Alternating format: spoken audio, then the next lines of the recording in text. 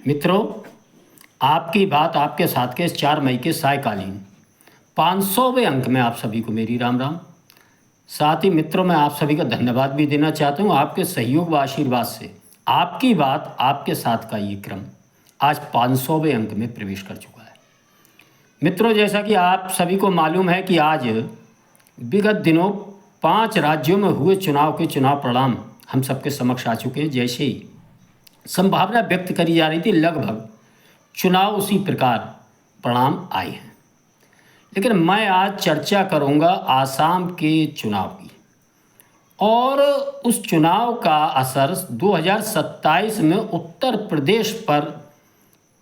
कैसे पड़ेगा और इन दोनों में क्या साम्यता है। मित्रों, आसाम में बीजेपी की तीसरी सुनामी, उत्तर प्रदेश 2027 में किससे होगी परेशानी, इस विषय पर मैं जो बतबतू कहना आप सबके जोह रहा हूँ। मित्रों, मैं आपका ध्यान दिलाना चाहूँगा, आसाम व उत्तर प्रदेश दोनों में भारतीय जनता पार्टी की सरकारें हैं और जिस प्रकार आसाम सरकार ने, भारतीय जनता पार्टी की सरकार ने तीसरी बार सरकार बनाने के लिए जनता के बीच चुनाव में गई थी और उसी प्रकार 2027 में भी उत्तर प्रदेश की योगी सरकार अपने लिए तीसरी बार समर्थन मांगने जा रही है। मित्रों, आसाम और उत्तर प्रदेश का जो वर्तमान नेतृत्व है वह हेमंत बिस्वा शर्मा अथवा महंत योगी आदित्यनाथ जी, इन दोनों में अद्भुत साम्यता है। एक मायने में अद्भुत साम्यता है कि दोनों अपनी बात बेखौफ होकर कहते हैं, बिना किसी भय डर के कि इसके कहने से फला वर्ग नाराज हो जाएगा, ये हो जाएगा, वो हो जाएगा। इन सब चीज़ों से ऊपर उठकर वह केवल सच कहते हैं, सच कितना ही कड़वा हो, और संविधान व कानून पर अपनी शासन व प्रशासन को चलाने का काम आप सबने देखा। दो जो कार्यकाल हुए हैं, वह आसाम हो चाहे उत्तर प्रदेश हो। और मित्रों, दोनों जगह एक जो भारतीय राजनीति में एक वीटो पावर चला करता, अल्पसंख्यक वोटों का दोनों की बहुत अच्छी खासी संख्या है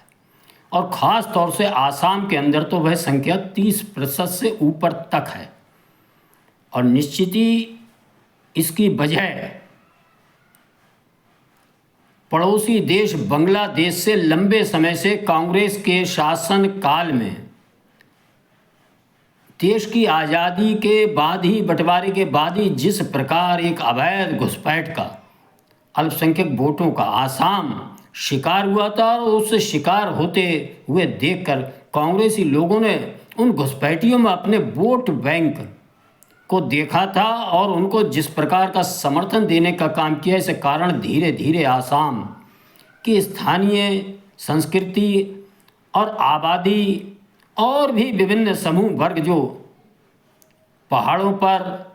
व जंगलों में वनवासी के रूप में वहाँ रहते थे, उनके सामने अपनी पहचान का संकट खड़ा हो गया था, एक भय उनको। और ऐसा नहीं, बहुत बड़ी लंबी मारकाट का आसाम के अंदर एक इतिहास भी हम सबने देखा है। इन सबसे भय से भरोसे की ओर आसाम की जनता ने भारतीय जनता पार्टी के साथ चलने का जो निर्णय लिया था, वह निर्णय लगातार मित्रों तीसरी बार भी और प्रचंड बहुमत के साथ, 2/3 बहुमत के साथ, लगभग जब मैं ये अंक रिकॉर्ड कर रहा हूँ तब तक लगभग 100 सीटें भारतीय जनता पार्टी प्राप्त कर चुकी है। मुख्य प्रतिद्वंदी दल उनका कांग्रेस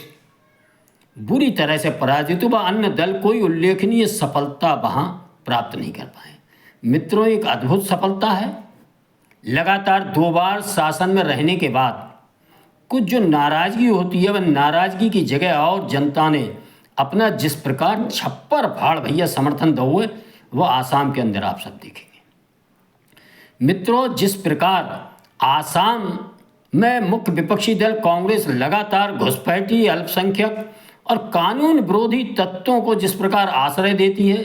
वह चाहे आतंकवादी हों, वह चाहे देश के संसाधनों पर डाका डालने वाले लोग हों, वह चाहे कानून और विधि सम्मत व्यवस्था को भंग करने वाले लोग हों, ऐसे लोगों में अपना वोट बैंक खोजकर उनको सहेजती है, संवारती है और स्थानीय महिलाओं और बच्चियों के साथ शोषण करने वाले लोगों को साथ जिस प्रकार खड़े होती है, बिल्कुल उसी प्रकार उत्तर प्रदेश में भी जो यहाँ का मुख्य विपक्षी दल समाजवादी पार्टी है, जिसने उत्तर प्रदेश के अंदर 4 बार अपनी सरकार बनाई है। मित्रों, 12 से 17 की सरकार जो उत्तर प्रदेश के समाजवादी पार्टी के जो वर्तमान मुखिया हैं, अखिलेश यादव के नेतृत्व में चली थी। और जिस प्रकार उन 5 वर्षों से पूर्व में चली सरकारों ने जो काम किए थे, जो भारतीय राजनीति की इस प्रकार के तथाकथित धर्मनिरपेक्षतावादी दलों की कि केवल अल्पसंख्यक वोटों की चिंता करना, मात्र 30% वोटों का संवर्धन करना और 50% जो आबादी है उसका विरोध करना, और जो 70% 80% बहुसंख्यक समाज है उसका उन्मूलन करने के कामों में अपना मौन समर्थन देना, सक्रिय सहयोग देना। वह चाहे आतंकवादियों को अदालत से छुड़ाने का मामला हो, चाहे टाडा कानून हटाने का मामला हो, और किस प्रकार दंगाइयों को उनके घरों पर जाकर पुरस्कृत करने का मामला हो, ये सारी चीज़ें हम सब ने देखी है। उत्तर प्रदेश के अंदर विभिन्न राजनीतिक दल इस प्रकार करते हैं, किस प्रकार माफिया गुंडों को आश्रय देने का काम करते हैं, वह बिल्कुल हम सबको आसाम की परिस्थितियों से याद दिलाता है। मित्रों, उत्तर प्रदेश के अंदर भी इस प्रकार के घुसपैठियों को, विधि सम्मत कार्य न करने वालों को, दंगाइयों को, आतंकवादियों को और भ्रष्टाचारवादियों को जिस प्रकार आश्रय देने का काम इन पिछले 2017 से पहले हुआ था, इससे उत्तर प्रदेश की जनता भी कहीं न कहीं भयभीत हुई थी। और उस भय से भरोसे के साथ भारतीय जनता पार्टी का जो दामन पकड़ा था, और भारतीय जनता पार्टी का जिस भरोसे से उत्तर प्रदेश की जनता, आसाम की जनता ने दामन पकड़ा था, मैं अन्य प्रदेशों की बात नहीं कर रहा, मैं आज चर्चा का विषय उत्तर प्रदेश और आसाम के बीच साम्यता की ओर आपका ध्यान दिलाना चाहूँगा। उस भरोसे को आसाम के मुख्यमंत्री व उत्तर प्रदेश के मुख्यमंत्री योगी आदित्यनाथ जी ने जिस सहजता, जिस दृढ़ता और जिस संकल्प के साथ पूरा करने का काम किया, उसकी गूंज भारतवर्ष के कोने कोने में है। मित्रों, यही कारण है कि ये दोनों मुख्यमंत्री जिस प्रदेश में जाते हैं, जब चुनाव होता है, इनकी सबसे बड़ी मांग होती है, क्योंकि ये जो बात कहते हैं मंच से वहाँ की जनता के, तो वह कार्य करके आए होते हैं। मित्रों, इनकी झोली में, इनके पीछे उन कार्यों की एक लंबी लिस्ट होती है, वह चाहे बुलडोजर स्टाइल हो, वह चाहे अपराधियों का हाफ एनकाउंटर हो, और महिलाओं के साथ दुर्व्यवहार करने वाले, बदतमीजी करने वालों को चाहे ऊपर का टिकट कटाने का मामला हो, आतंकवादी और दंगाइयों के खिलाफ जिस प्रकार की कठोर कार्रवाई ये लोग करते हैं, उन सब चीज़ों को देखकर देश की जनता ऐसे लोगों को, इस प्रकार की कार्य पद्धति करने वाले लोगों को अपने प्रदेशों में भारतीय जनता पार्टी के मुख्यमंत्री के रूप में चुनाव दर चुनाव, आप सब देख रहे होंगे, विभिन्न प्रदेशों में बिठाती जा रही है। मित्रों, आज आसाम के चुनाव का जो परिणाम, इसकी गूंज पश्चिम बंगाल की बहुत बड़ी गूंज है। मैं इसके बारे में भी चर्चा करूंगा आपसे अगले अंक में कि किस प्रकार भारतीय जनता पार्टी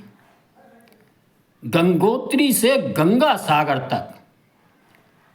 अपना रास्ता किस प्रकार मजबूती से तय करती जा रही है, मैं इस बारे में अगले अंकों में चर्चा करूंगा मित्रों। लेकिन आज मैं आसाम का जो परिणाम है, जो भारत की राजनीति के अल्पसंख्यक वोटों का जो वीटो जिस प्रकार बहुत बड़ी संख्या में है, मैं समझता हूं जम्मू कश्मीर के बाद आसाम ही वह प्रदेश है जहाँ सबसे बड़ी संख्या में यहाँ निवास करते हैं, और किस प्रकार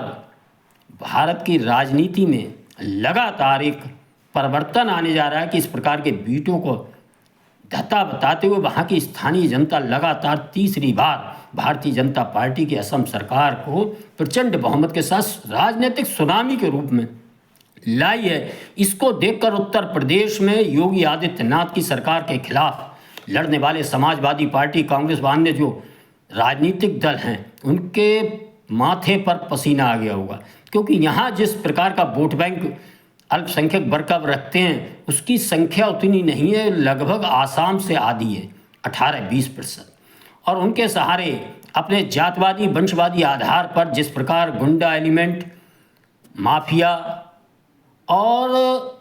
भ्रष्टाचारियों को और ख़ास तौर से सनातन का विरोध करने का जो उनका फार्मूला रहता है उस आधार पर जो वह चुनाव लड़ने का मंसूबा पाल रहे हैं लगातार, वह 17 का चुनाव हो, 22 का चुनाव हो, 19 का चुनाव हो, लगातार पराजय दर पराजय वह झेलते जा रहे हैं। बीच में जिस प्रकार संविधान आरक्षण का एक झूठा बात करके उन्होंने 24 के चुनाव में जो सफलता प्राप्त की थी मित्रों, वह बहुत पुरानी बात हो गई। उस उनकी सफलता के बाद विभिन्न चुनाव दर चुनाव जिस प्रकार जनता ने इसके साथ व्यवहार करना शुरू किया मित्रों, 27 के चुनाव में आप देखेंगे ये सारी चीज़ें इन पर भारी पड़ने वाली हैं। और इसका संकेत असम की जनता ने दे दिया है कि अब 70% की अवहेलना और